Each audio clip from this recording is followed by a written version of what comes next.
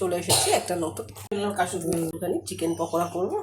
তার জন্য চিকেনগুলোকে দেখুন 500 গ্রাম চিকেন নিয়েছি। চিকেনটাকে ভালো করে ধুয়ে ভিনিগারে ভিজিয়ে রেখেছিলাম, তাহলে চিকেনটা একটু নরম থাকবে। আর যা যা লাগবে হচ্ছে কর্নফ্লাওয়ার, ব্ল্যাক সল্ট, সামান্য একটু শুকনো লঙ্কার গুঁড়ো,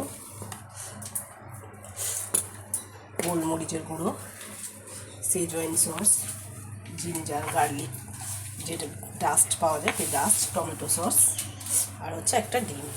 এই দিয়ে এটাকে ম্যারিনেশন করে রেখে দেবো। আবার সেজওয়ান সস দিয়ে দিয়েছি। এবার দিয়ে দিচ্ছি হচ্ছে গোলমরিচ, গার্লিক পাউডার,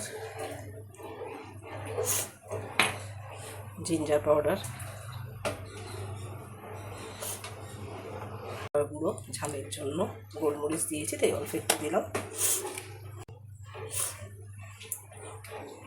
আর দিচ্ছি টমেটো সস দিয়ে এটাকে ভালো করে মেখে রেখে দেবো।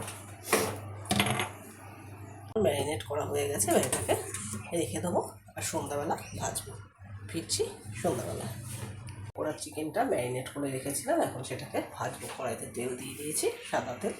তেলটা গরম হলে পকোড়াগুলোকে ভেজে নেবো। সবগুলো আজকে ভাজবো না, যেহেতু মোমো কিনে নিয়ে এসছে, তাই শুধু দাদার জন্যই ভাজবো। বাকিটা কালকে ভাজবো।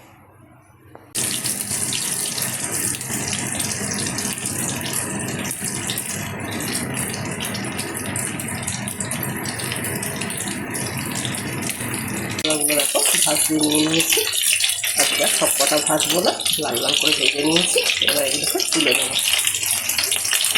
তোমরা কি চিকেন পকোড়া খেতে ভালোবাসো কমেন্টস করে জানিও। আজকে কীভাবে বাড়িতে চিকেন পকোড়া বানাও সেটাও কমেন্টস করে জানিও।